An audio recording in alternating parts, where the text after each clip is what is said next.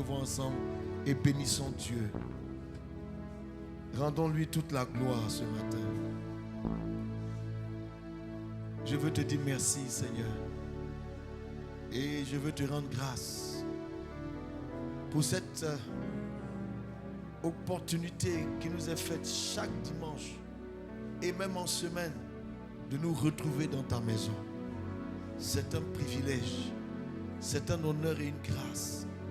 Et nous pouvons le faire librement. C'est en cela, Seigneur, que nous nous réjouissons. Et je veux bénir ton nom ce matin pour mon frère. Je veux bénir ton nom ce matin pour ma soeur. Merci pour ton fils, merci pour ta fille. Merci pour ton serviteur, ta servante. Je te suis infiniment reconnaissant pour ce que tu permets que nous puissions te célébrer, te louer, t'adorer et aussi communier ensemble et partager, Seigneur, ta parole. Que toute la gloire soit pour toi qui vis et qui règne d'éternité en éternité. Toi qui n'as ni commencement et ni fin. Tu es Alpha et Oméga, le commencement et la fin, le premier et le dernier. Tu existes avant que l'existence ne soit. Avant que la vie ne soit, toi, tu existais déjà. Et nous te rendons toute la gloire ce matin. Prends le contrôle de ce moment et bénis ta parole, Seigneur, ce matin au milieu de nous. Merveilleux Saint-Esprit, viens, Seigneur, nous conduire, viens nous diriger, en sorte que ton nom seul soit glorifié. Merci Père éternel au nom de Jésus. Alléluia. Je voudrais qu'on se tienne ensemble debout et que nous puissions acclamer très fortement le Seigneur. Et je veux également qu'on puisse prendre 2 minutes pour chanter ensemble. Je lève les mains. On va le dire encore une fois avec le groupe musical. Je lève les mains pour t'adorer. Je voudrais que ce matin, quelqu'un puisse dire, Seigneur, regarde, ce matin, je me tiens devant toi dans l'assemblée des saints. Et je lève mes mains pour t'adorer, pour te célébrer, pour te glorifier. Et tu as dit dans ta parole, que là où 2 ou 3 sont rassemblés en mon nom, je suis au milieu d'eux. C'est ta présence que nous saluons ce matin. C'est ta présence que nous apprécions ce matin.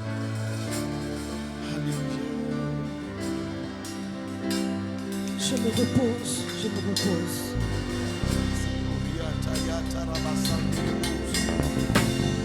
Je me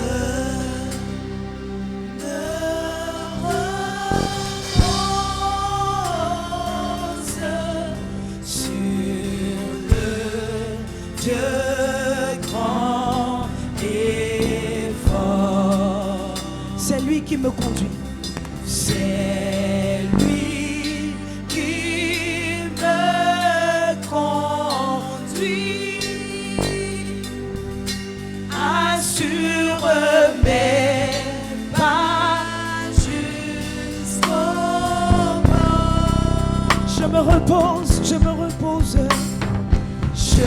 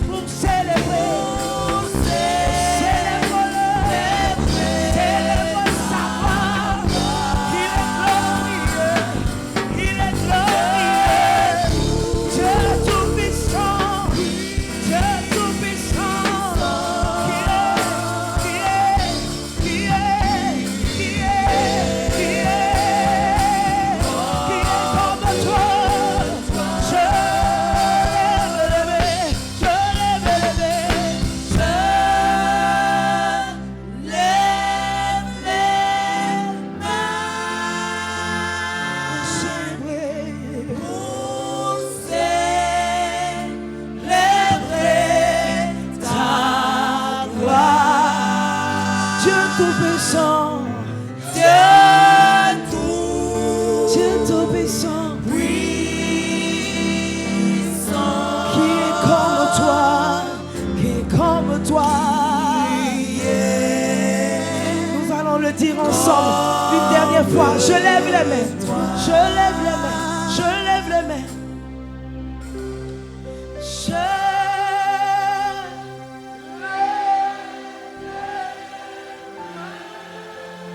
Pour célébrer ta gloire.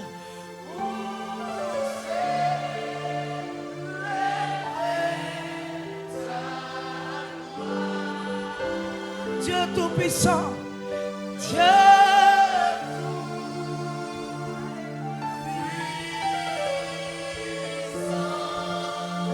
qui est comme toi, qui est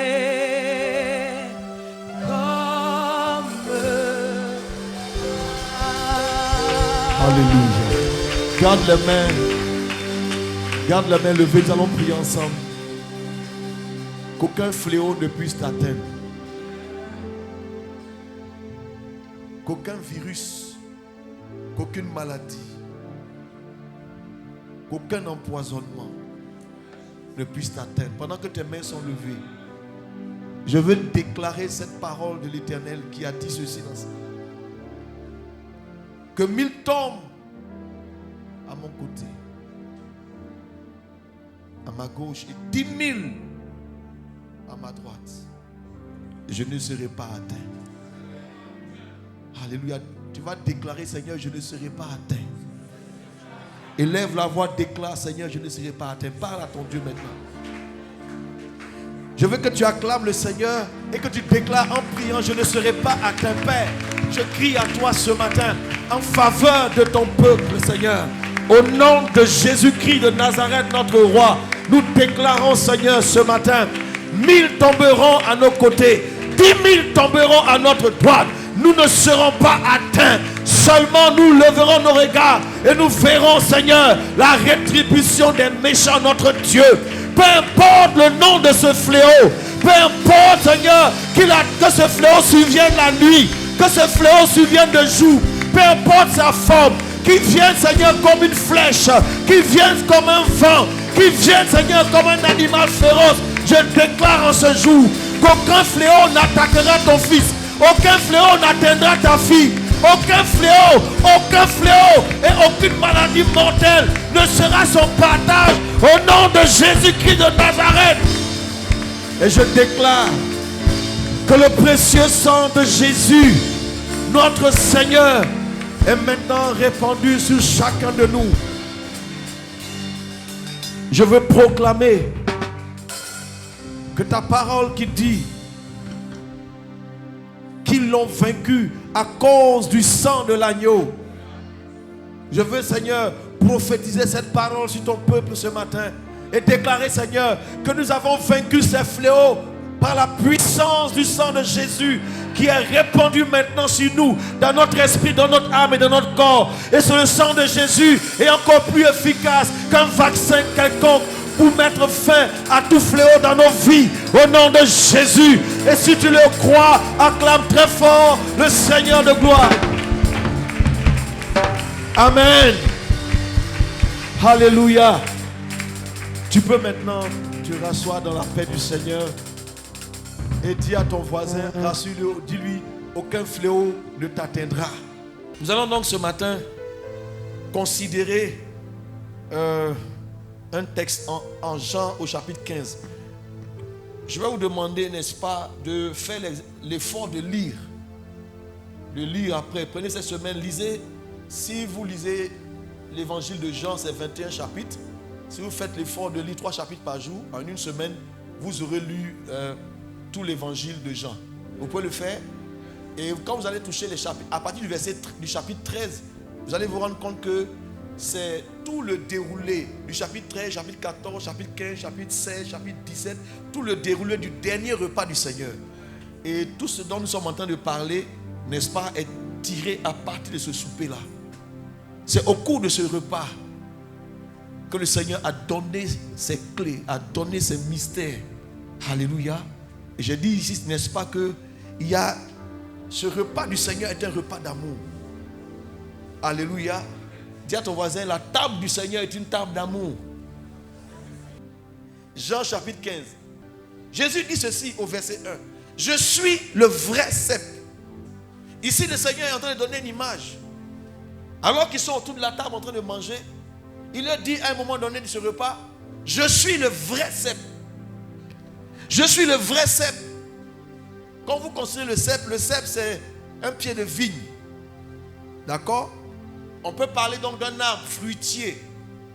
Je suis le cep. Mon père est le vigneron. Autrement dit, c'est mon père qui m'a planté. C'est mon père qui prend soin, qui arrose, qui s'occupe de moi en tant que le cep, le vrai cep. Ce matin, je veux parler du cep et du sarment. Regarde ton voisin, annonce cette bonne nouvelle à ton voisin. Dis, voisin, je t'annonce une bonne nouvelle. Tu es un sarment. Cher voisin, tu es une branche. Le fait que tu appartiens à la famille de Dieu, que tu es enfant de Dieu, le Seigneur donne une autre image pour dire que lui, il est le tronc, Jésus, et toi, tu es attaché à lui. Donc tu fais partie de ce bel arbre. Et c'est Dieu lui-même qui a planté son fils Jésus. À partir de la croix du calvaire, il a donné à l'humanité, il a planté son fils comme une semence. Jésus-Christ est mort sur la croix du calvaire et il a été enterré comme on enterre une graine. Quelques chapitres auparavant, au chapitre 12, il a dit à tous ces pèlerins qui étaient venus pour le voir et qui ont vu ses disciples André et Philippe, nous voulons voir le Seigneur. Il leur a dit ceci: si le grain qui tombe en terre ne meurt, il reste seul. Mais s'il meurt, il porte encore beaucoup de fruits. Il faut que la mort intervienne pour qu'il y ait, n'est-ce pas, une croissance derrière. Pour que tu sois attaché à un arbre, quelqu'un est mort, la graine est d'abord morte. Jésus a payé le prix. Et il est ressuscité d'entre les morts. Il est sorti vivant du tombeau. Il est sorti de la terre. Il est sorti de la tombe comme une graine qui a été enterrée, qui a été arrosée. Et quelque temps après, on voit un arbuste qui sort. Mais il y a une mort au départ. Et ensuite, il y a un développement qui se passe sous la terre. Oh, comment je peux dire? Sans que personne n'y fasse quelque chose. Dis à ton voisin, il y a un développement qui se passe sous la terre. Est-ce que quelqu'un me suit? Il y a quelque chose qui doit se produire ça. Sous la terre, personne ne voit. Il y a des situations dans ta vie qui vont arriver que personne ne verra. Il y a des moments dans ta vie où Dieu veut traiter avec toi hors de la vue des autres. Dieu veut traiter avec toi des situations personnellement, en tête à tête, en face à face avec toi. Dieu veut intervenir, pas pour ton mal, mais pour que tu changes de forme. Sous la terre, c'est l'obscurité. Mais il faut d'abord que la graine meure. Et c'est ce qui s'est passé dans le cadre de notre Seigneur. Comprenons cette image, n'est-ce pas? Et ensuite, l'arbre va sortir, tout petit, mais il va grandir. La croissance commence à venir. Mais la croissance commence d'abord sous la terre. Est-ce que quelqu'un me suit? On est ensemble? Et ensuite, l'arbre grandit et développe des branches au fur et à mesure de la croissance. Et ce matin, je viens t'annoncer que tu es une branche. Et en le disant, je ne me trompe pas. Tu es un sarment, tu es une branche. Mais ici, ce qui est intéressant de savoir, c'est que le vigneron, dont il est question dans cette image, celui qui a planté l'arbre là, il s'appelle l'Éternel, le Dieu des cieux, le Père des lumières célestes, le Dieu des esprits de toute chair. C'est lui, Alpha, Oméga, le commencement et la fin, le premier et le dernier. C'est lui le Saint d'Israël, c'est lui le Dieu unique, le Dieu véritable, le Dieu tout-puissant qui gouverne l'univers. Dans cette image, il est le vigneron. Et il dit, il prend soin de l'arbre. Mais quand tu regardes l'arbre, il s'est déjà occupé de la graine. Il a fait pousser, la graine est morte. Et ensuite, la graine a retrouvé la vie sous la terre. Il a fait sortir un arbuste. Il a fait sortir, l'arbre a poussé, l'arbre a grandi. Donc, le vigneron a fini de s'occuper de l'arbre. Est-ce que quelqu'un comprend ça? Tout ce que Dieu devait faire pour son fils, il a déjà fait. L'arbre a grandi. Mais maintenant, sur l'arbre se trouve, et c'est pas que on se suit, n'est-ce pas? Sur l'arbre se trouvent des branches. Toi et moi. Dis Amen. Alléluia. Et on voit ici le vigneron qui a une préoccupation. C'est comme s'il vient en inspection sur l'arbre. Et puis il ne regarde pas le tronc. Parce qu'il sait qu'il a déjà pris soin du tronc. Il a déjà arrosé pendant combien d'années, pendant combien de temps. Et il a vu maintenant que le tronc, l'arbre a bien grandi. Il a développé quoi? Des branches. Tu as donné ta vie à Jésus. Donc Jésus a fini son rôle. Est-ce que je suis en train de parler à quelqu'un? Maintenant, le vigneron regarde aux branches. Et qu'est-ce qui attire son attention? Les fruits. Alléluia. Et moi j'ai été fort surpris. Et même, pas inquiété, mais c'est comme si c'est une mise en garde sévère. Comme s'il faut avoir quand même peur quelque part. Parce qu'il dit que le vigneron, il regarde une branche qui ne porte pas de fruits. Ça commence par là. La branche qui ne porte pas de fruits. Le sarment qui ne porte pas de fruits. C'est lui, Dieu, qui coupe. Mais dans cette image, Jésus dit, vous êtes le sarment. Donc qui est-ce que Dieu est en train de couper dans ce texte? C'est qui?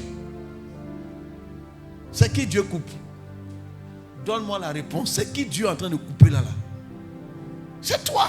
Donc ça veut dire que Dieu, tu es sur l'arbre. Tu as donné ta vie à Jésus. Comprenez bien. Tu es attaché à Jésus. Tu es en Jésus. Et puis Dieu te regarde. Et puis un beau matin, il te retranche. Il te coupe. On dit, on jette le sarment à terre. Et qu'est-ce qui va passer? Qu'est-ce qui se passe? Il sèche. On vient, on le ramasse. Et on fait quoi? On le jette au feu. Frère, si tu n'as pas fait attention, on va te jeter en enfer. Le feu dont il est question ici, il s'agit de l'enfer. Est-ce que je parle à quelqu'un ce matin? Dis à ton voisin, fais attention. Il ne s'agit pas d'être seulement en Christ. Malheureusement, beaucoup de personnes pensent qu'il faut être seulement en Christ. Et c'est tout. J'ai ma carte de membre. J'ai été baptisé donc par immersion. Je prends la Sainte Seine. J'apporte ma dîme. Je suis dans la maison de Dieu. Dis à ton voisin tout doucement, mets ta main comme ça. Ça ne suffit pas. Il faut lui dire ça ne suffit pas. Je vais t'expliquer quelque chose. Excuse-moi, hein? On est ensemble, non? Et regardons maintenant, quand il dit ceci. Au verset 10. Si vous gardez mes commandements. Si vous gardez mes commandements.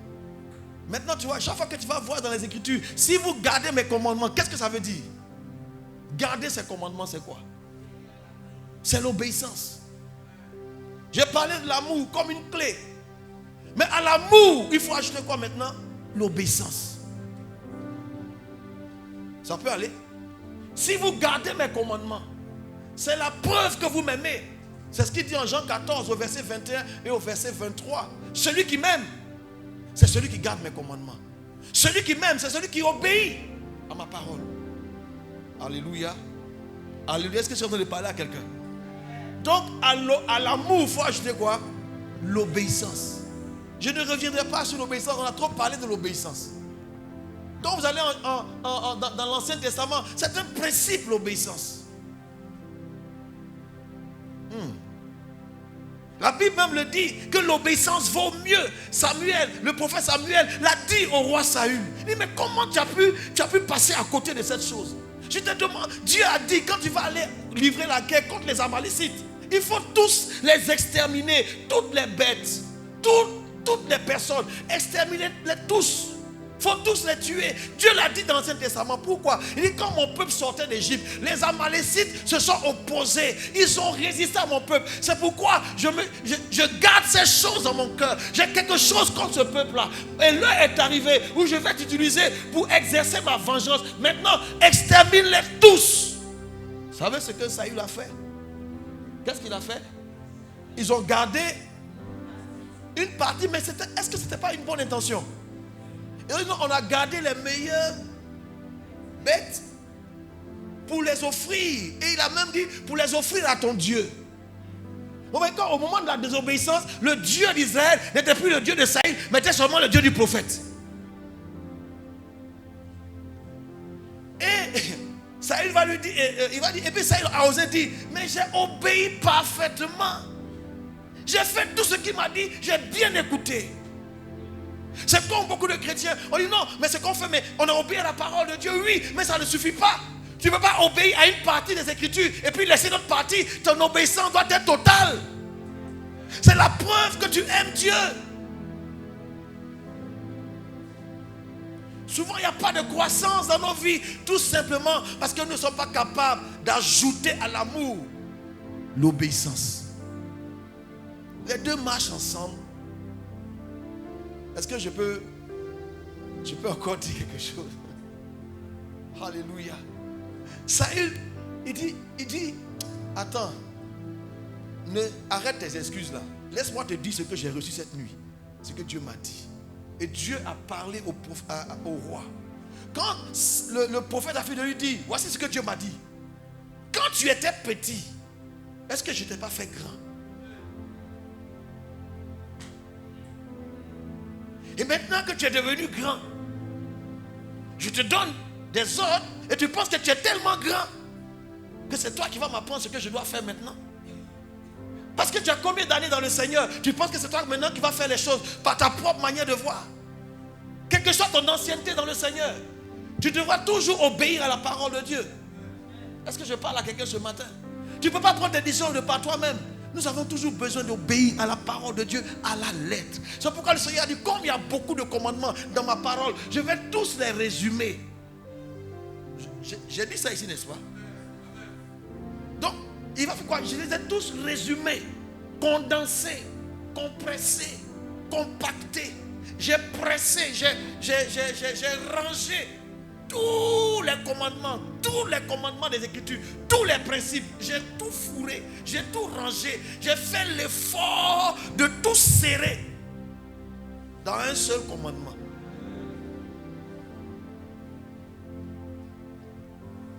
Aimez-vous les uns les autres. Et quand Saül quand le prophète a parlé, il a dit, est-ce que Dieu trouve plus de plaisir dans le sacrifice plus que dans l'obéissance? C'est-à-dire qu'il va dire que l'obéissance vaut mieux que le sacrifice. Et l'observation de sa loi vaut mieux. Dis à ton voisin, l'obéissance vaut mieux. Alléluia. Mais qu'est-ce que Jésus... Le Seigneur prend ce principe-là. Et il dit que si vous gardez mes commandements, si vous obéissez, vous faites quoi? Vous demeurez dans mon amour. Donc l'obéissance à cette parole nous permet de quoi? D'être dans l'amour, de rester dans l'amour, d'habiter dans l'amour. C'est l'obéissance qui nous maintient dans l'amour de Dieu. L'obéissance à la voix du Seigneur. Amen, amen, amen. Et je vais revenir maintenant sur un principe, je dirais de science naturelle. Excusez-moi, vraiment, Seigneur, pardonne-moi. Ça me gêne vraiment.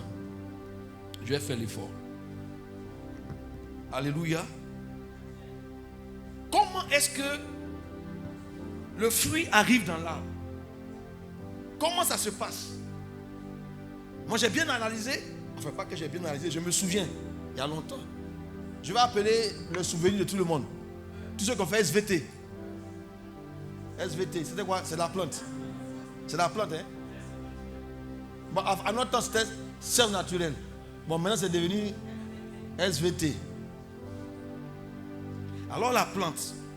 On part à partir de la graine qui va mourir. Dans cette mort, la vie va apparaître. Seul Dieu est capable de ce mystère. À partir de la mort, il fait sortir la vie. Dieu seul est capable. Aucun prophète, personne, aucun autre Dieu dans tout l'univers n'est capable. Et Dieu nous donne ce miracle-là. Chaque jour, ça est sur nos nez. À partir de la mort. Quand l'homme meurt, on le met dans la tombe. Mais avec Dieu, c'est dans la mort qu'il apporte la vie. Alléluia. Je veux dire à quelqu'un, peu importe ce qui t'arrive, Si tu crois en Dieu, là où on pense qu'il y a la mort, la vie peut sortir. Là où on pense qu'il y a l'échec, la vie peut sortir. Là où on pense que c'est bloqué, Dieu peut ouvrir des portes. Lui seul a cette onction et cette puissance et cette capacité. Et il le fait quand il a l'amour qui est manifesté. Il faut bien comprendre. Ensuite, de cette graine, la vie va sortir. Une partie par le haut, non? Et une autre partie où ça? Par le bas. Ce qui va aller par le bas s'appelle racine. Et ce qui va sortir, c'est comme une tige. Amen. Maintenant, qu'est-ce qui fait? Qu'est-ce qui fait qu'il y a la vie?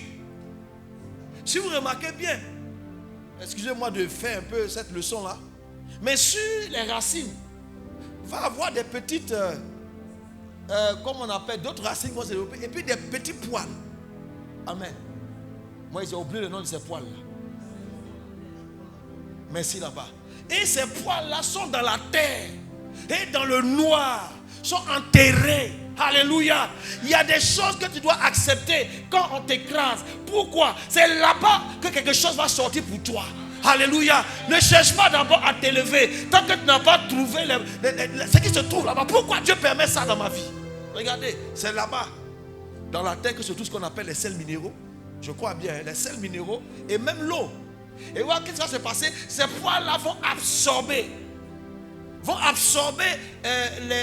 les sels minéraux et l'eau. Et il va se passer dans l'abus ce qu'on appelle un phénomène de synthétisation. Ça va transformer. Est-ce que je parle à quelqu'un? Transformer, que ça devienne quoi? De la sève. Et c'est cette sève-là qui va monter tout au long de la tige. Et c'est cette sève-là qui provoque la croissance. Si quelqu'un... Est-ce que ce que je dis est faux? Et cette sève, et l'arbuste tire sa force où ça? À partir de ses racines. Le dimanche dernier, nous avons lu Éphésiens chapitre 3. À partir du verset 14. Le Seigneur dit là-bas comme ça, Paul est en train de dire, je fléchis les genoux. Et à cause de cela, je fléchis les genoux devant le Père, de qui toutes les familles dans le ciel et sur la terre tirent leur nom. Afin que vous soyez fortifiés dans votre être intérieur, que par l'esprit, que l'esprit vous fortifie dans votre homme intérieur. En sorte que Christ habite en vous par la foi, qu'il habite dans vos cœurs. Alléluia. Et que vous soyez comment? Que vous soyez fondés et enracinés. Où ça? Dans l'amour.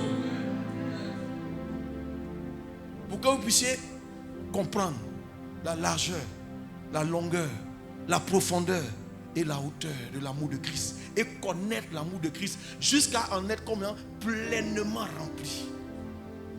J'arrive, hein?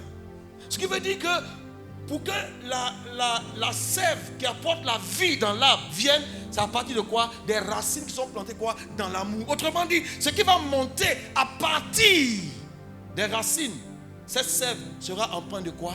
D'amour. Est-ce que quelqu'un comprend ce que je veux dire? Ce qui veut dire que c'est l'amour qui monte dans ce arbre-là. C'est l'amour qui va jusqu'où ça? Dans les branches. Et c'est cet amour-là qui fait que la branche fait quoi? Peut porter du fruit. Écoute-moi très bien.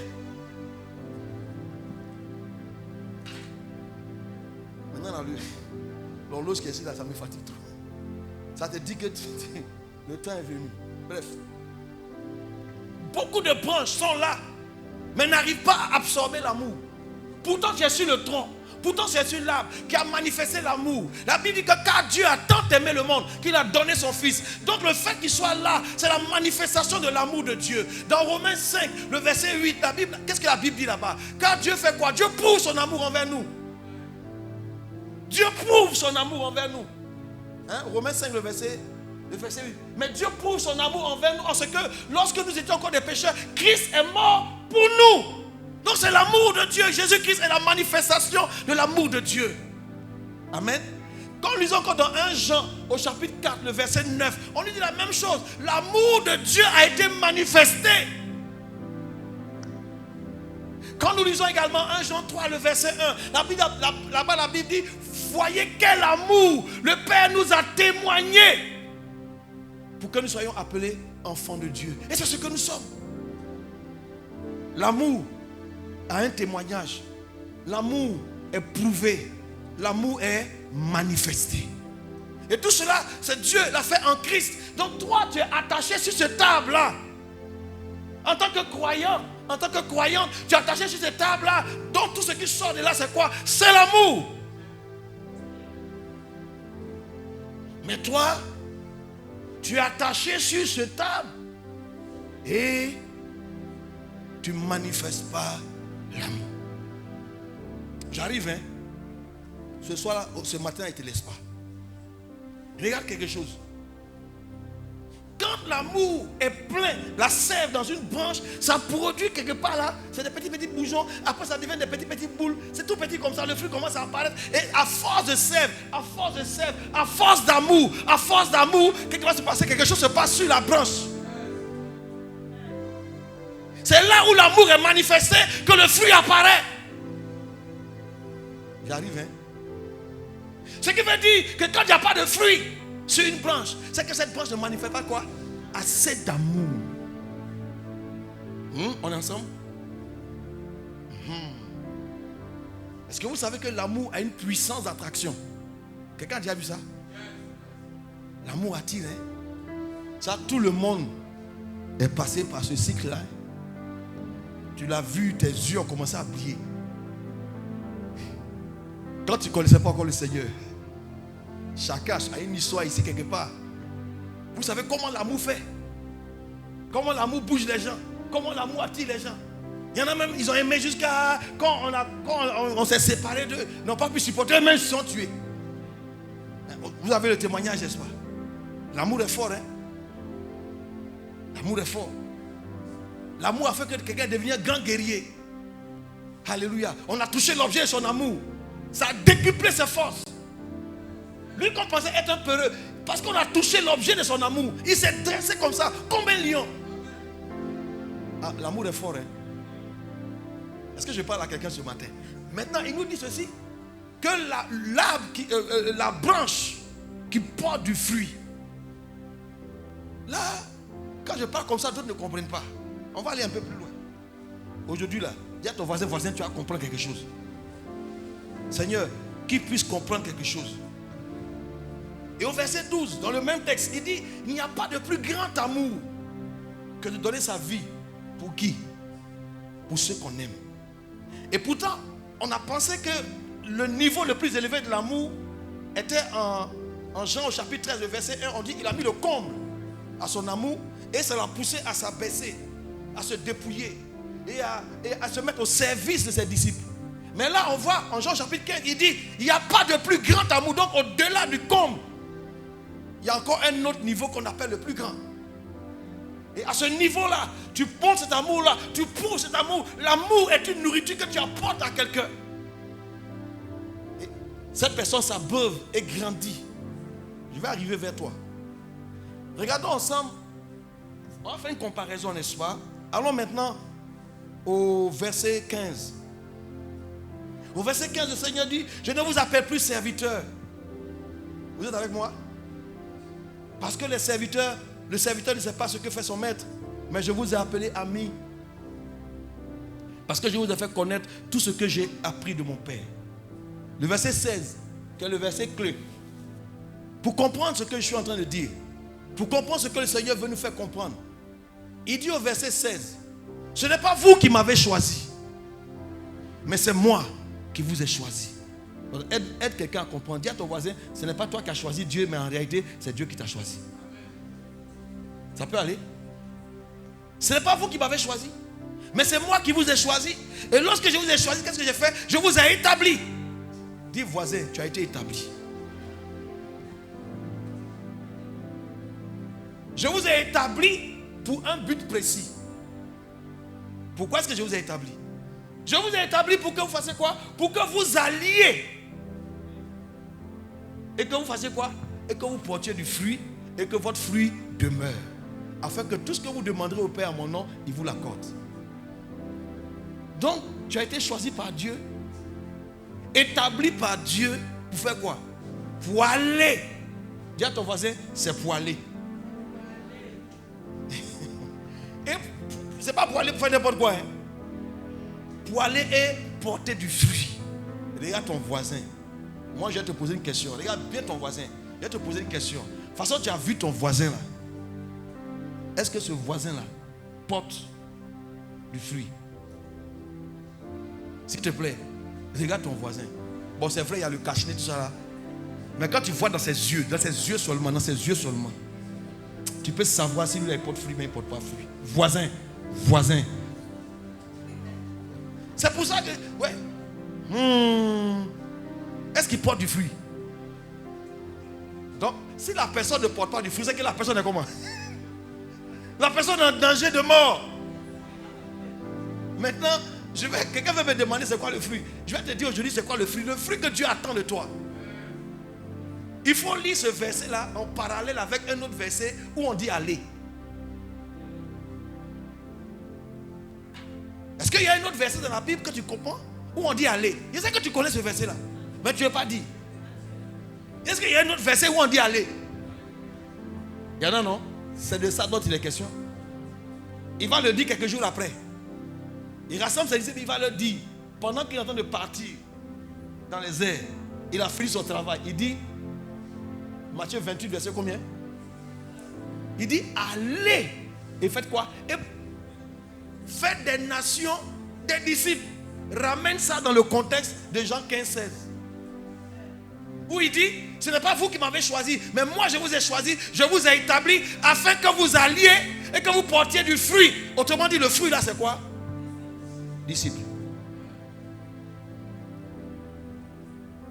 Je te pose la question, réponds-moi sincèrement, où sont tes disciples? Tu pensais que tu étais chrétien? C'est-à-dire que qui est planteur? Qui est planteur? Qui est planteur? Voilà. Je vais dire, bon, donnez-moi un fruit, un arbre fruitier qu'on a. On va prendre un arbre fruitier. Ça c'est planteur, ok, d'accord. Cacao. Acclamons le Seigneur pour l'homme de Dieu. Bon, toi que tu as planté ton cacao, cacaoyer, non? Vrai là. C'était pourquoi? C'était pourquoi? C'est pour que ça produise et puis que j'ai l'argent.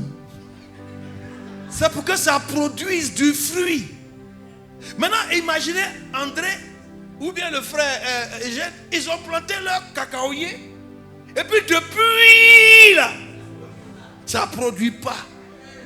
Maintenant, les branches qui sont là, on les a arrosées, on a mis engrais, elles ne produisent rien. Et puis elles regardent l'agriculteur. André les regarde. Et Capé les regarde. Et puis elles ne produisent rien. Et puis elles osent dire, les branches là, hey,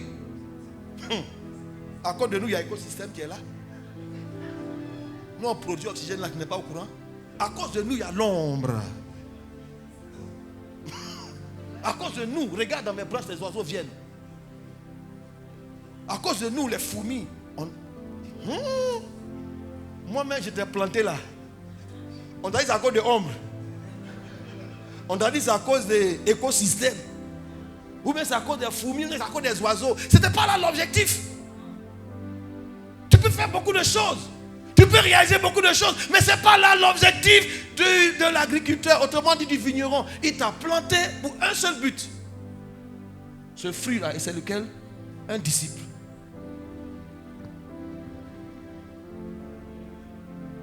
Un disciple. Et il le reprécise encore. Allez et faites des nations des disciples. Je vous assure, quand l'agriculteur, quand André vient, il voit les cabosses, c'est bien jaune, il est heureux. Et le Seigneur le dit, c'est lorsque vous porterez beaucoup de fruits que mon Père sera quoi? Glorifié. Est-ce que je parle à quelqu'un? Mon Père sera glorifié à quel moment? Quand tu vas porter du fruit. Ce qui veut dire que comme tu n'as pas de disciples, tout ce que tu as fait là, Dieu n'est pas glorifié. Tu as envoyé ta dîme. Tu as construit une cathédrale. Tu as offert voiture au pasteur. Tu as fait tout ça. Tu as payé ma maison. Tu as payé mon billet d'avion. J'ai voyagé dans le monde entier. Mais quand il te regarde là, tu n'as pas de disciples. Dieu n'est pas satisfait. Moi, l'homme de Dieu, continue de donner. C'est bon. Moi, il prend. Mais le disciple là, tu as jugé à Dieu. Mais il faut que je te dise. Maintenant, écoutez-moi. On voit l'arbre là, non? Les fruits sont où? Sur l'arbre ou bien dans les branches? Je vous pose la question. Répondons. Sur les branches, non? Sur les branches. Maintenant, qui sont ces branches-là qu'on a lues? C'est qui? C'est toi et qui? C'est toi et qui? Dis bien. Toi et qui encore? Oui, et l'autre. Et puis qui encore? Et qui encore? Arrivez, dites, hein, les branches là, c'est qui? Vous ne voulez pas dire, dites bien. Regardez, j'ai soulevé ma chic. On va tresser un fouet ici. Oui, et puis qui encore? Dites bien. Oui, et puis qui encore? C'est pas fini, c'est qui les branches? Non, vous n'êtes pas en train de dire la vérité. Vous ne dites pas, oui, c'est l'église, mais qui? Qui? C'est qui l'église? Mais nous là, il y a qui dedans? Oui, moi aussi je suis une branche. Malik a une branche, Aono a une branche, comment on appelle ça? Francis a une branche, Laurou a une branche, Marie-Bernard a une branche, Maman Fadiga a une branche. Nous sommes des branches. Je ne suis pas l'arbre. C'est Jésus qui est l'arbre. J'arrive, hein? J'arrive, il faut bien me suivre. Maintenant, où? Est-ce que tu m'as bien suivi? Le fruit là, il est attaché où? Sur la branche. Ce qui veut dire que quand tu manifestes l'amour, quand tu continues à manifester cet amour, l'amour attire. Dans l'environnement où tu es, dans ta maison, dans ton quartier, au travail, si tu manifestes l'amour, l'amour attire vers toi des fruits. Qui sont quoi? Des personnes qui vont venir vers toi. L'être humain sur cette terre, ça c'est pas biblique, c'est scientifique, a 5 besoins. Là c'est aussi en psychologie, bien comme on peut dire, a 5 besoins. Premier besoin, être aimé. Deuxième, être respecté. Troisième, être encouragé. Le quatrième, se sentir en sécurité. Et le 5e besoin, se sentir utile. Ça là, vous prenez un homme, un Pakistanais, Afghan, Français, Chinois, Ivoirien, Sénégalais, Mauritanien, il a les mêmes besoins. Partout dans le monde. C'est pourquoi le Seigneur dit, je vous laisse un seul commandement, fait quoi? Aimez-vous les uns les autres. Quand tu aimes, tu réponds à tous ces besoins que l'individu a naturellement. Quand tu l'aimes, il se sent aimé. Il voit dans cet amour-là que tu le respectes. Il voit que dans cet amour-là, tu l'encourages. Il voit que dans l'amour que tu lui témoignes, il se sent quoi? En sécurité quelque part. Il voit que dans cet amour, il est utile. Parce que tu lui témoignes un intérêt. Quand il voit ça, vous savez ce qui se passe? Il s'approche naturellement de toi. Il ne donne pas sa vie à Jésus d'abord, hein? Mais il s'approche de quoi? Il s'approche de toi. Quand tu aimes ton prochain, il devient quoi? Il devient quoi pour toi? Il devient cette petite boule qui est sur l'arbre. C'est ça qu'il devient. Et quand tu continues de lui témoigner l'amour, tu continues de lui manifester un intérêt. Ça prend peut-être des semaines, des mois, des années. Mais après, qu'est-ce qu'il fait? Il est attaché à toi. Ça nous arrive à nous tous. Et c'est maintenant qu'il a envie. Parce que quand il te voit, il voit que tu as changé. Quand tu manifestes l'amour, il a envie de devenir comme toi. J'arrive, hein? Et très souvent, ce sont les telles personnes qu'on amène, qu'on invite. Viens à l'église. Alléluia. Dis amen. Qui a déjà invité quelqu'un à l'église? Qui a déjà invité? Si tu n'as jamais invité, tu es vaincu au nom de Jésus. Qui a déjà invité? Voilà. Et ils sont nombreux maintenant. Ok, ça va. Maintenant, regardez ce qui se passe. Lorsque tu invites quelqu'un, qu'est-ce qu'on fait en général? À la fin du culte, on a envie de le présenter au pasteur, non? C'est pas ce qu'on fait. Hier, je l'envoie, je présente au pasteur. Pasteur, occupez-vous de lui. Et après, on l'attend quelque part là-bas. Ah, comment c'était? Ah, le pasteur m'a bien reçu, il est gentil. Hein? Vous avez pris rendez-vous? Oui, on a pris rendez-vous. Amen. En réalité, est-ce que tu sais ce que tu viens de faire? Je vais t'expliquer. Voici une branche qui porte du fruit. On est d'accord, non? Là, le fruit est en train de grandir là sur la branche. Maintenant, on coupe le fruit sur la branche. Et puis, on vient sur une autre branche. Et puis, on prend colle forte. On met, et puis on attache. Et puis, on regarde. Regardons ensemble. Hein. Dans combien de temps ça prend? Est-ce que ça peut prendre? Ça ne dure pas jusqu'à ça tombe. On ne fait pas attention, ça peut pourrir. Mais quand on est vigilant, qu'est-ce qu'on fait? On ramasse encore. On va à la boutique. On paye une colle plus forte. On revient encore. On regarde une autre branche. Il y a la même branche. On dit attends, coller. C'était pas un col ici encore. Et toi, Dieu t'a donné un fruit. Tu veux coller ça sur Malik. Tu invites quelqu'un. C'est ton fruit qui est là, tu n'es pas au courant. Tu prends ton fruit, tu viens le présenter à Pasteur Franck. Oh, ok. Mais ton collègue que tu m'as présenté là, de toi à moi, dans la semaine, qui le voit plus? Qui le voit plus, toi ou moi? C'est qui il a écouté?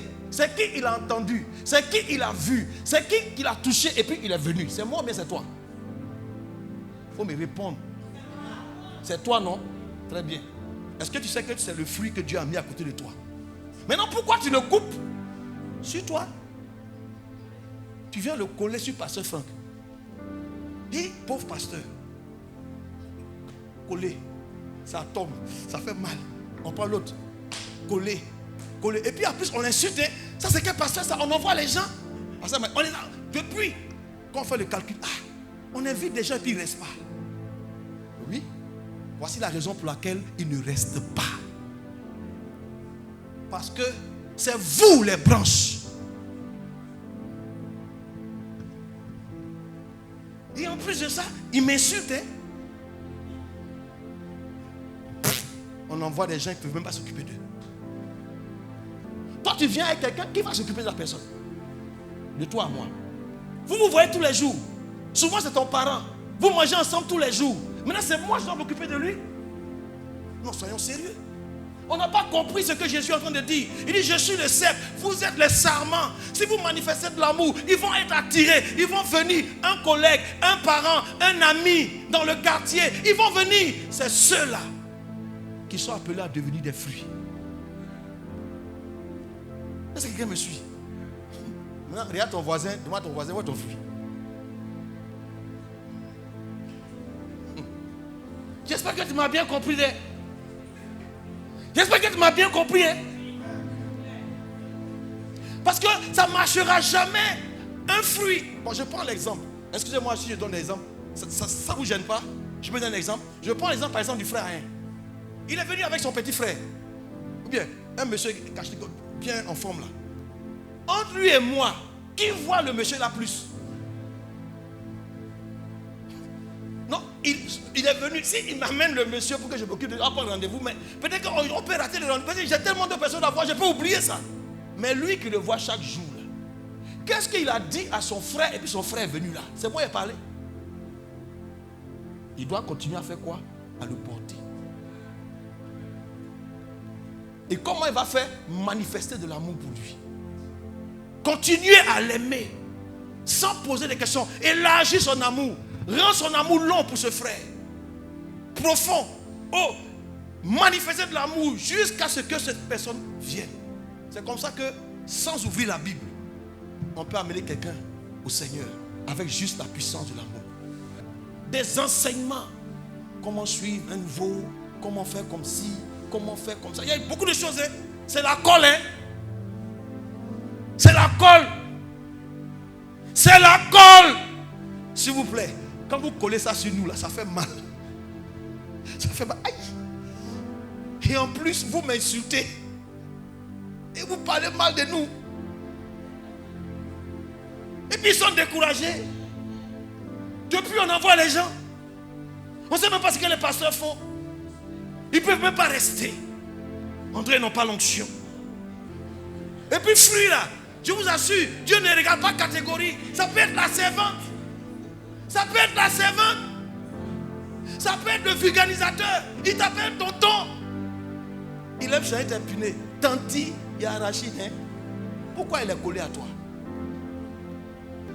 Il est collé sur une branche. Regarde, moi ma branche là, il y a déjà combien de fruits? Regarde David. Lui qui est là-bas, qui fait caméra là. Regarde Christelle. Ils sont beaucoup. Voilà. Encore, vous pensez que moi il n'y a pas de fruits? Moi il y a des fruits. Hein? Voilà ma beau. Quand il est venu pour la première fois, il était assis ici, derrière là. Il dérangeait tous ceux qui étaient devant. Parce qu'il pleure seulement. Et puis il pleure, il lève les mains. Là. Si aujourd'hui il est assis derrière, quelqu'un l'a aimé. Et il est attaché à moi. Maintenant, d'autres se plaignent. Mais pourquoi il suit le pasteur? Mais pourquoi il suit le pasteur? Mais il va suivre qui? Carrément, pourquoi il suit le pasteur? Mais il doit me suivre. Pourquoi? Il est collé. Pourquoi? Parce qu'il y a la sève qui monte vers lui. Il y a l'amour qui arrive vers lui. Et ça le fait vivre. Ça le fait grandir. Et toi? À quelle branche tu es attaché? Et c'est curieux, vous voyez, ce genre de branche qui ne manifeste pas l'amour, ou bien qui manifeste l'amour partiellement. Quand le fruit commence à pousser, on dit ça les gêne. Ça vous gêne, non? Parce que l'amour véritable, tu vas aller lui rendre visite. Pourquoi? Toi, tu amènes quelqu'un qui est malade. Et puis c'est moi qui dois lui rendre visite. Toi-même, c'est ton camarade. Toi-même, c'est ton collègue. Vous vous voyez tous les jours. Maintenant, c'est moi qui dois lui rendre visite. Au nom de quoi? Non. Mais c'est l'amour que tu as aimé la personne. Jusqu'à la personne a accepté. Ou bien ce que Dieu est faux. La personne a accepté de te suivre. C'est vrai, tu viens là, on va apporter, mais le relais, quand on se quitte ici là, c'est toi qui dois continuer. N'arrête pas, continue de l'aimer, continue de l'aimer, jusqu'à ce que la personne soit quoi? Attachée. Est-ce qu'on est ensemble? Maintenant, je viens pour terminer. C'est votre affaire là qui est là comme ça. Le temps là passe vite. Comment on a fait? Ouais, dimanche prochain encore. Là, c'est dans Jean 15. Moi, je n'ai pas tout dit. Maintenant, je vais faire juste la conclusion de ce matin. C'est un seul verset qu'on va lire ensemble. Affiche-moi Proverbe 11, le verset 30. La Bible est complète. Proverbe combien? 11, le verset 30. Je connais ce passage-là par cœur. Je n'ai même pas me retourner pour lire. Là-bas, la Bible, c'est ceci. Le fruit du juste. Vous avez lu? Dis à ton voisin, tu es un juste. Tu as été justifié par le sang de Jésus. Tu es un juste. Ok? Mais la Bible dit que le fruit du juste. C'est que le juste a quoi? A un fruit. Mais le fruit du juste, c'est quoi? Un arbre. Pause. Ça veut dire que quoi? Tu dois suivre le fruit jusqu'à ce qu'il devienne quoi? À son tour, il devienne quoi? Un arbre capable de porter des fruits. Donc, ne le coupe pas d'abord, suis-le. Ton travail sera fini lorsque lui, à son tour, il est capable de faire quoi? De suivre d'autres personnes. Hein? Sa femme est là maintenant. Madame Mabo est là, non? Ah, on a aimé, on a aidé, on a fait tout, elle est là. Son fils aussi est là. Les deux enfants sont là. Aujourd'hui, par lui, il y a d'autres personnes qui sont là. Donc la même sève coule, le même amour coule pour les aimer. Toi qui n'as pas de fruits, la Bible dit, le Seigneur dit, il va te couper et puis il va te jeter à terre et puis on va te ramasser et puis on va te jeter où ça? Au feu. Est-ce que c'est ce que tu veux? Donc il est temps pour toi de faire quoi? D'aimer. Tu dois jouer ton rôle. C'est en cela. Et quand maintenant ton fruit devient un arbre, regardez qu'est-ce que le verset dit pour terminer. Et là, il y a une sagesse. Il dit quoi? Le sage, il fait quoi? Il s'empare des arbres. Ce n'est pas notre évangélisation, ce n'est pas notre affaire de gagner des disciples. Mais ça commence comment? Par comprendre que le juste que tu es, tu dois faire quoi? Porter un fruit. Et ton fruit doit devenir quoi? Un arbre. Ce qui fait qu'il y a le lien, c'est quoi? C'est l'amour. La nourriture, cette sève, c'est quoi? C'est l'amour. Tu es enraciné et fondé dans l'amour. La seule chose qui monte de tes racines, c'est quoi? C'est l'amour. Quand tu commences à déployer l'amour, des gens sont attirés. Regarde autour de toi. Ne ferme pas tes yeux. Regarde. Tu vas voir des disciples venir. Et non pas la qualité des disciples d'abord, mais des personnes intéressées. Aime-les. Ne les juge pas. Aime-les. Ne les amène pas d'abord à l'église. Continue de les aimer. Ne n'ouvre pas la Bible avec eux. Aime-les. Intéresse-toi à eux. Vous allez voir qu'il y a des personnes qui viennent et puis veulent vous expliquer leurs problèmes. Pourquoi? Qu'est-ce qu'ils ont vu? Un intérêt. Ils savent que toi tu es différent. Ils ont vu quelque chose. C'est ça qui les a intéressés. Ils viennent. Continue de leur donner cet amour-là. Tu appelles. Tu envoies un SMS. Tu envoies un message. Tu vas rendre visite. Tu vois, quand tu vas aimer cette personne comme ça, tu seras surpris. Un bon matin, tu allais l'attendre à sa porte. Allons à l'église. Et tu le prends pour venir. Viens. Que Dieu nous aide. Moi, j'en ai fini ce matin. Je remets mon cache-nez. Et je vous promets que je ne dis plus rien.